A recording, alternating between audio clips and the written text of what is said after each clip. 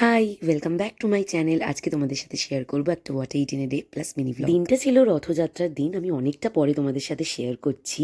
তো ব্রেকফাস্টে খেয়েছিলাম পনির স্যান্ডউইচ, আর এই দিন আমরা সবাই ভেজ খেয়েছি। তো এটাও ভেজ বানিয়েছিলাম, একদম পেঁয়াজ রসুন ছাড়া।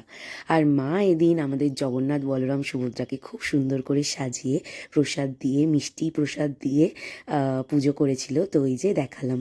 তারপরে কফি খেলাম আর বসে পুরী জগন্নাথ দেবকে রথে তুলছিল সেই দৃশ্য দেখছিলাম।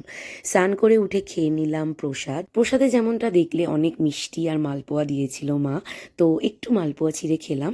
তারপরে দুপুরবেলা আমাদের এখানে জগন্নাথ বাড়ি থেকে প্রসাদ নিয়ে এসেছিল বাবা, তো আমরা সবাই মিলে সেই খিচুড়ি প্রসাদ খেলাম। আর এখানে ছিল খিচুড়ি, কুমড়োনি, একটা সব রকম মেশানো একটা তরকারি, চাটনি, পায়েস, রসগোল্লা। তারপরে শুরু হলো খুব বৃষ্টি, তো অনেকক্ষণ অপেক্ষা করার পর তারপর যখন বৃষ্টি কমলো আমরা জগন্নাথ বাড়ি গেলাম। আর সেখানে গিয়ে রথ বেরোচ্ছিল, রথের দড়িও টেনেছিলাম, খুব মজা হয়েছিল। তার সময় আবার বৃষ্টিতে ভিজে ভিজে এলাম। তারপর ভাই বেরিয়েছিল একটু, আর তখন ফেরার সময় রাস্তায় একটা জায়গায় পাঁপড় দিচ্ছিল, তো ও পাঁপড় নিয়ে এসেছিল, তো একটু পাঁপড় খেলাম। আর রাত্রেবেলা মা বানিয়েছিল গরম গরম ভাত, তার সাথে আলু ভাজা, আলুর একটা ফ্রাই।